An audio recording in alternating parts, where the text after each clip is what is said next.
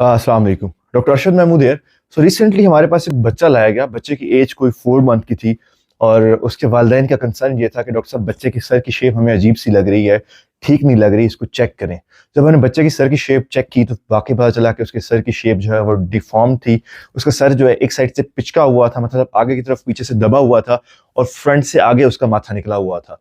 और जब बच्चे का मुआयना किया गया तो उसके सारे जो सुचर्स जो नॉर्मल हमारे हड्डियों के दौरान गैप्स होते हैं वो खुले हुए थे, उसमें कोई मसला नहीं था। और जब फर्दर हिस्ट्री लेगी तो बताया गया कि बच्चा मोस्ट ऑफ द टाइम जो है वो बच्चा लेटा रहता है, बेड पे रहता है, वो उठाते भी बहुत कम है क्योंकि पेरेंट्स जो है वो उसके जॉबियन थे। और दूसरा वो उसको टमी टाइम के बारे में उनको पता नहीं था कि ये क्या होता है और इसकी टेक्निक के फायदे क्या है। तो इस कंडीशन को जो बच्चे को लायक थी उसको हम डिफॉर्मेशनल प्लीजियोसेफली कहते हैं। वीडियो बनाने का मकसद ये है कि तमाम लोगों को बताया जा सके कि कंडीशन है क्या और ये बच्चों को कैसे इफेक्ट करती है और हमें अपने बच्चों को इसके होने से कैसे बचाना है। क्योंकि डेफिनेटली जब बच्चे की सर की शेप अजीब होगी तो वो उसमें फिर आपके लिए मसाइल आएंगे, आपके डॉक्टर के पास जाना पड़ेगा, आपको उसके मतलब इलाज करवाना पड़ेगा और फिर आपका उसमें टाइम और चीजें ज़ाया होंगी और बाज़ बच्चों के अंदर ये मसाइल, ये सर की शेप का बिगाड़ बड़ी उम्र तक भी रह जाता है। तो नॉर्मली अगर आप देखें तो जो बच्चे की सर की शेप है, सर का जो स्ट्रक्चर ऐसा है कि वो बड़ा ही प्लास्टिक सा होता है, उसको आप मोड़ तोड़ सकते हैं। जैसा कि हमारे यहाँ पुराने औरतें बच्चों के सर बनाती हैं तो उसी चीज़ का इस्तेमाल करती हैं कि उस सर को दबा दबा के उसकी शेप को चेंज कर लेते हैं। उसकी वजह यह है कि हड्डियाँ बड़ी नाजुक सी होती हैं, फोल्डेबल होती हैं, सर के दरमियान में एक गैप्स होते हैं जिसको आप सुचर कहते हैं, जो कि इस मोबिलिटी को, जो चेंज ऑफ शेप को अलाउ करते हैं।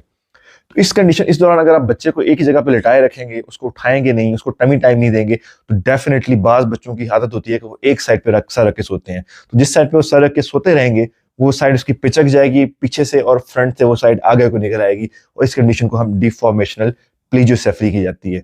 ये होती इसी वजह से है कि बच्चा एक ही जगह लेटा रहता है, उसको टमी टाइम नहीं होता और इससे मसाइल हो सकते हैं। डेफिनेटली कुछ मेडिकल कंडीशंस भी हैं जिसके अंदर बच्चे की सर की शेप अजीब हो जाती है, जिसको हम क्रेनियोसिनोस्टोसिस कहते हैं, जिसमें सर के दरमियान, हड्डियों के दरमियान जो नॉर्मल गैप्स होते हैं जिसको हम सुचर कहते हैं, वो वक्त से पहले क्लोज हो जाते हैं। तो बच्चों की ग्रोथ शकल की किसी जगह पे तो हो रही होती है, किसी जगह पे नहीं होती और इस अनइवन ग्रोथ की वजह से सर की शक्ल डिफॉर्म हो जाती है। वो एक अलग कंडीशन है, लेकिन जो सबसे कॉमन चीज है वो डिफॉर्मेशन प्लीजियोसेफली है, जिसमें बच्चे का सर वैसे बिल्कुल नॉर्मल होता है लेकिन हमारी लापरवाही की वजह से कि हम बच्चों को एक ही साइड पे लिटा के रखे जाते हैं, उसकी वजह से ये खराबी आती है। तो उसका हल क्या है?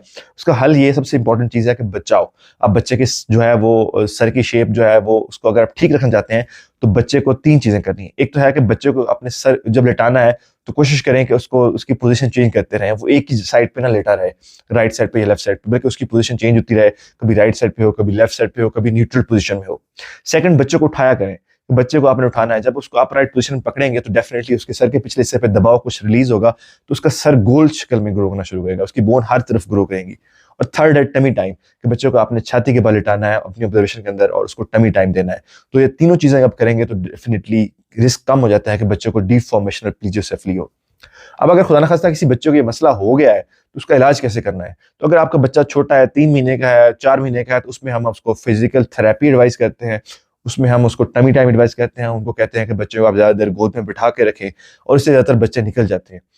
अगर 6 माह तक ये मसला ठीक नहीं हो पाता तो उसमें डेफिनेटली फिर उसमें ऑर्थोटिक हेलमेट्स होती हैं जो बच्चों को पहनाई जाती हैं, जो बच्चे के सर को कवर करती हैं और फिर उसकी ग्रोथ को उन एरियाज में डाइवर्ट करती हैं जहाँ पे ग्रोथ नॉर्मली रिस्ट्रिक्ट हुई होती है।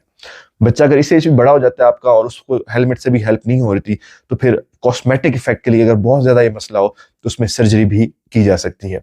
सर्जरी बहुत रेयरली होती है लेकिन एक ऑप्शन है और वो बहुत सीवियर केसेस में या जो रिस्पॉन्ड ना कर रहे हो हमारी हेलमेट थेरेपी को, हमारी फिजिकल थेरेपी को और नॉर्मल चीज़ों को, तो उसमें हम सर्जरी की तरफ जाते हैं। तो मैसेज यही है कि बच्चा छोटा अगर है आपका तो उसकी सर की पोजीशन को चेंज करें, उसको उठाया करें और उसको टमी टाइम दें ताकि आपके बच्चे के अंदर इस तरह के मसाइल ना हो। फिर भी आपका कोई क्वेश्चन है इस टॉपिक से रिलेटेड तो आप उसको कमेंट सेक्शन में पूछ सकते हैं। मैं इंशाल्लाह उसका जवाब देने की पूरी कोशिश करूंगा। Thank you.